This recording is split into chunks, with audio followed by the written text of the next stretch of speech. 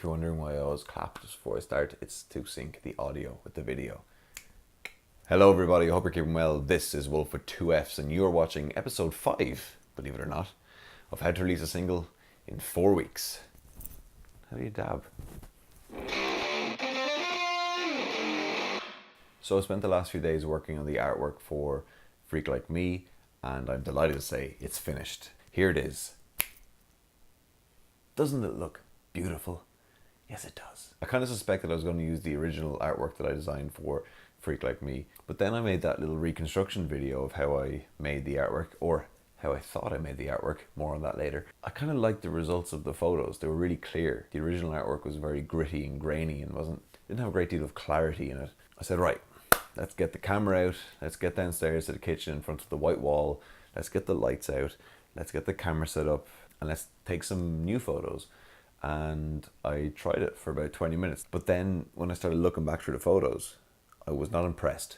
I was not impressed whatsoever. So I'm just like looking at the one I shot already, and I really like it.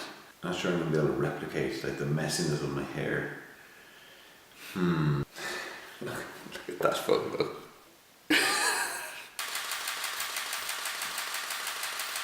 I think we got it right the first time. So let's work on editing those photos.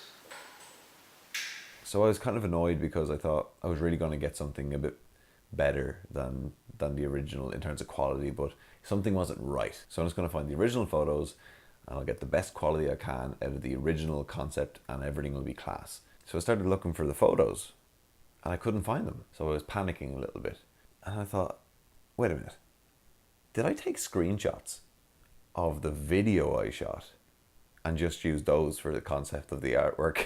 And I did.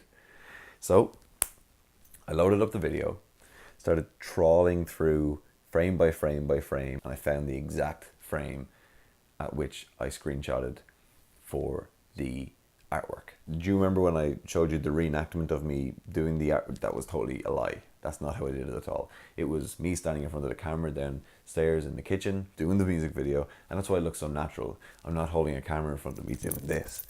I'm free. I don't have to worry about directing and producing myself with the camera and taking the photos. This one image in particular was the one that jumped out at me, and it's the main part of the original artwork idea.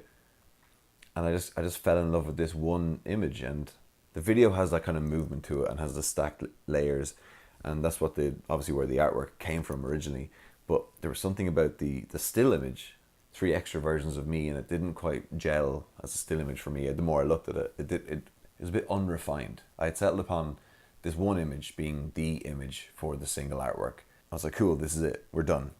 For some reason, I decided to go into the folder of the photos from that shoot that I thought was the actual shoot where the photos for the artwork came from. And there was one image in particular that I remembered when I was scrolling through. I just thought, if I could blend this behind this main image that I loved from the original artwork, I could maintain the concept of there being like a ghost version of me in the photo. When I put it into my image editor, it just, boom, it was there. And the idea was like, this is it. There was like that eureka moment of like, this is how it's going to be.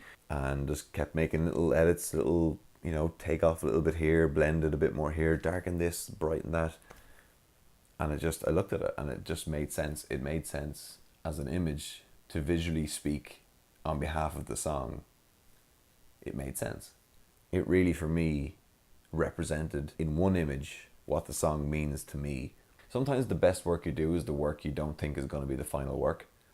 I think that's why this image ended up being so close to the final work, because I was just mocking it up without fear of it being judged. And then when I looked at it with a more analytic head, what are people going to perceive this as? I just tweaked it a little bit to make it, in my eyes, perfect. That is the story of how the Freak Like Me single artwork came to be. So that's it. Rob O'Connor on Irish Beats on Beat 102 and 103 gave Freak Like Me its first radio spin on Sunday, which was amazing. Thank you very much, Rob. You're a legend. And thank you for watching How to Release a Single in 4 Weeks. I've been Wolff with 2 Fs. I'll see you soon.